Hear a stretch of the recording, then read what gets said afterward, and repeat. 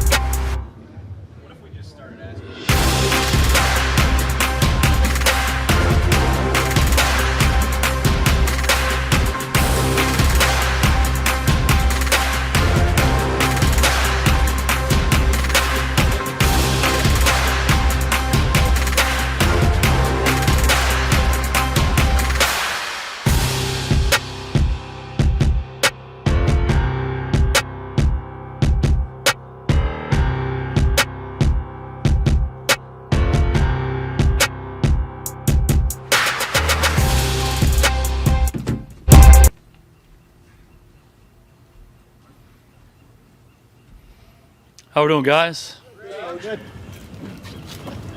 This is the part of camp where you start having a few more guys out, and I think yesterday you had like 18 who were unable to go. Does that number go down a little bit today, and just talk about how you manage late in camp when these numbers start to hit? Yeah, you just adjust and you figure out how many guys you got and what you can do in practice. We intended to have a shorter practice yesterday anyway because it's coming back from the game on Saturday night, but we wanted to be in full pads, and so it was an abbreviated version of what we typically do. You look at the numbers at each position, see what you can and can't do, and you adjust accordingly. So the other part about the game the other night is because we have some injuries going into that game, the second team offensive line played almost a full football game. They had 60-plus snaps in the game and all that. So you have to be mindful of those things as well. But it is still training camp, and you have to fight through it. That's part of it. It's been a part of it for a long time. So hopefully we have a good, productive practice today. What are your expectations for Amari going forward with this foot injury? Don't anticipate him practicing today, but really taking the situation day by day. He's doing his rehab. He's handling that well. We're just being pretty deliberate with him. We don't want to take any backward steps. But again, we evaluate him every day and see what he's going to be able to do. See any of your tight ends who were out yesterday? Don't anticipate Schultz doing anything. If Blake does anything, he'll be limited. We do anticipate Witt practicing. So we should have 3 healthy ones today. How was Jalen off yesterday? His knee, just something from the game, bothered him, but he should practice today. The one that had given him, that he entered the league with? Yes. Okay. Jason Dorrance Armstrong was a guy last year who early on in camp seemed to do really, really well. And he just sort of seemed to go flat. Is that typical rookie wall stuff that he sort of went through last year? Yeah, sometimes that happens to guys. You know, they flash early, and then when they start getting more and more information that they have to deal with and they get into some different situations, sometimes they just kind of settle back in. But he did a really good job for us last year in the role that he was in. And he worked very hard in practice over the course of the year, got better as a defensive player, got better as a special teams player, and really came back and had a very good offseason for us and is doing a nice job in camp this year. So we do anticipate him taking a step. You've had joint practices over the years with a couple of different teams and not here recently. What are your thoughts behind that? Would you rather do that than play preseason games if that's how this thing ends up going? Or what are your general feelings on joint practice? I think if you are with a team that has like-minded values, it can be really, really productive. I mean, it goes back a long, long time that we've been doing joint practices with teams. And I've been in situations where it's been really, really positive. Particularly you get to a certain point in training camp and you've been kind of hitting each other for a couple of weeks. It's good to have another group of guys to come in. I think it gives you more reps. And also it gives you different kinds of reps. Maybe you're going against a different scheme. You've seen some plays or some defenses that you haven't seen before, some stuff in the kicking game that isn't what you do. So those are all really positive experiences. I do think the teams have to be like-minded in what they want to get out of it. you don't want to make it into a fighting session. That's not really the objective of it. You certainly want it to be competitive, and you want to go to that line, but you don't want to cross that line. And I've seen it done a lot of different ways, and we've done it really, really well. And then sometimes I've seen it cross the line, and it really becomes not worth it if that's the case. I do think it can be productive. One of the challenges that we have is that you feel like you have limited practice time to get everything in that you need to before these games start. And depending on how your preseason schedule falls, sometimes it's more conducive to it, other times not quite as conducive. But I do think as this preseason thing shakes out in the new collective bargaining agreement, I think that can be a factor. And if the preseason games are in fact limited, you would see many more teams doing that and using those practices as an opportunity to evaluate young players. How do you think the evaluation process would change if from games to joint practices? Would it be much different? It would just be what it is. And so these are all hypothetical situations, but if you reduce the preseason down, you probably would spend more time going against a team or two. And as you're evaluating your players, you might value that a little bit more. You value the blue-white scrimmage a little bit more than practice. You value a preseason game a little bit more than a blue-white scrimmage. And you might kind of put it in that same boat and look at it the same way. How many times did you run that play back last night in 2 minute with Randall Cobb at the end when Dak threw him the ball? Have you seen a guy make his with the body control and then the awareness to play? Yeah, I don't know specifically how many times, but your point's well made. We did run it back a few times, and it was really a great teaching session for our whole team, the 2 minute drill we did at end of practice. You know, the ones won the first one, the first offense won the first one, the second defense won the second one. But there was a lot of different things that came up, and that was the signature play. Just how you handle that offensively, defensively, how you manage the clock and all of that. And then, you know, just the wherewithal and the awareness and instincts that Randall had to get that thing in the end zone. It was a really good play, something we can build on. An injury update on John Day Johnson. Yeah, he had a shoulder issue yesterday, and all of the tests proved to be negative, which is positive, but he still might be day-to-day for us. Jason, I've heard some coaches complain about players and sort of the cell phone era that we live in, the culture of using it. Do you have policies on cell phones and team meetings and such? We actually do. You don't allow them, or how does that go? Yeah, we don't like to have cell phones in our meetings. There's a long history of studies done at the university level of your performance relative to where your cell phone is on your body. And they've done tests where students are taking a test and they have a cell phone on and it's turned up, okay? And they don't perform as well as students have a cell phone on and it's turned down. And they don't perform as well as students who have cell phones in their pocket and then in their bag and then outside the room and all of that. So the basic premise is it can be a distraction to you when you're trying to be focused on something else. So we don't like them in the meeting room, so we keep them out of the meeting rooms. Whether it's on, off, going on, ringing, any of that, we just feel like it's best to kind of put them aside. And when they come into the meeting room, hopefully they focus on football. That applies to coaches too. It's kind of like a process. They put them in a box or on a table and they can't have them until they leave. Yeah, we don't have them in the meeting rooms. Yeah. Mike Martz being out here. You're welcome. But that's fine. Talk about Mike Martz being out here and what you want him, what his role is, if he has any at all. Yeah, it's been great to have him here. He's just been one of the great coaches in this league for a long time, and he has a lot of personal connections. He and John Kittner are very close. He and Rod Marinelli are very close, so we had the opportunity to bring him out, and we have a number of different people who come out and spend some time with us throughout the off season and throughout training camp, and he was available, and it's been great having him out here. He's just he's a great guy. He's a great football guy. He's got so much wisdom he can impart on all of us. So it's been fun having him out here, sitting in meetings, watching practice, and really just getting his input on how we're doing things. And he's a really good person, and it's been fun to have him around. You mentioned that, you know, the injuries and things have given more opportunities to some of your backup offensive linemen, Xavier and Joe Looney kind of come to mind. When you're watching guys that play with multiple different units across your team, how does that evaluation work? Watching a guy that, you know, Suafilo, for instance, gets snaps with the starters, but also at the back end of the game.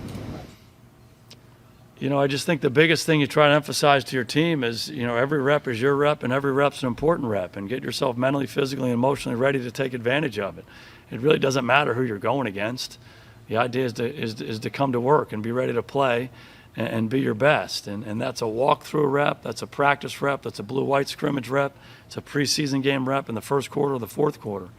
We talk a lot about you're going to have a reel, you're going to have a tape of you. Don't tell me what the circumstances are. We're going to watch you play, and we're going to see how you play. And that's ultimately how you evaluate guys. I mean, you can spend all your time putting it into context, but you have a certain opportunity. Sometimes it's against the good guys, with the good guys. Sometimes it's against the younger guys, with the younger guys. Whatever that is, we're evaluating you and seeing how well you play and how much you take advantage of that opportunity. So it was good to see those guys play a lot of snaps in the game. They've been good players for us, and that's a great opportunity for them to grow. Jason, when you guys went into pads the first day, I remember Witt's wife had said she was very nervous about seeing him in pads and how he handled that whole thing. I was wondering if you had any similar doubts in the process of him making this comeback and where you are in that regard now. Yeah, I didn't have those same doubts. I didn't have those same fears. He's about as comfortable a football player as I've ever been around. Right? He loves football. He knows football. He's been doing it since he was a little kid. He's been doing it at a high level. And certainly he took the last year off. I get that. I'm sure there were some butterflies for him coming back. But I have very little doubt about him as a guy and as a player. He's just done an amazing job over the course of his career. He's done an amazing job listening to his heart and listening to his gut to come back and play. And he's prepared to do it, and thought he transitioned really well in the offseason. He's transitioned well here in training camp. He's off to a really good start. When you move her across different rooms for meetings and stuff, and you go to the tight end room, what's he like in there? Is he just is he vocal? Is he quiet? Do the guys listen to him, or and Doug? Like, what's the interaction between all of them? It's a great environment. It's been a great environment for a number of years. It's not only the tight end meeting, but it's the offensive meeting. It's the team meetings. He just has a real presence. He loves football. He's a very smart guy, and he's into it. He's engaged. And so when you do sit in those tight end meetings, the discussions are really good. Nuss does a fantastic job with those guys. And it's great to have Witt back because, like I said, he's engaged. He takes the conversation to a higher level, and that's a really good thing for each of our tight ends and for our team.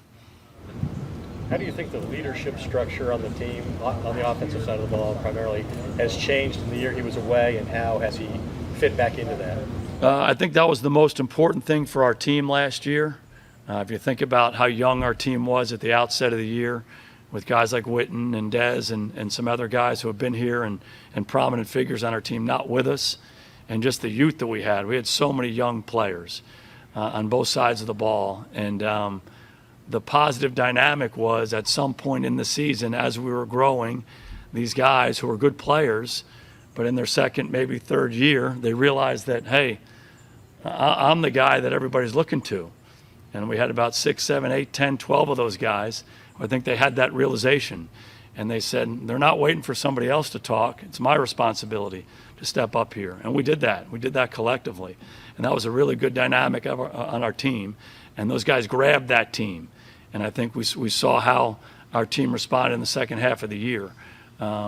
Witt's been very mindful of that coming back. And, he does not want to be a guy who the younger leaders, they're constantly deferring to. He just wants to integrate himself back into it, and he's done that beautifully. He's a really aware guy. He's got great intuition and feel in life and in football, and he's done a great job just meshing back in with our football team in a lot of different ways. And the combination of all that has been really positive. A little different question, but your thoughts on Joe Looney's huddle call? I don't know what it is. He just grunts. When he just gets the huddle, you haven't heard him do that? Yeah, he grunts a lot. It's not just in the huddle. He grunts constantly. Jumbo has done a great job. He's one of those guys, when you think about one of our leaders last year, Travis Frederick, being out and Joe stepping into that role after being a backup player for a number of years. He grasped that leadership mantle as well. And he's got a great infectious personality. It's contagious throughout our team. He's got great energy and juice. And he knows how to set a huddle and knows how to lead that group. So it's great to have him as well. he ask for a pass yet when you guys line him up in the jumbo package? Yeah, he's always got a tin cup out. He's always begging for something. All right, good to see you guys.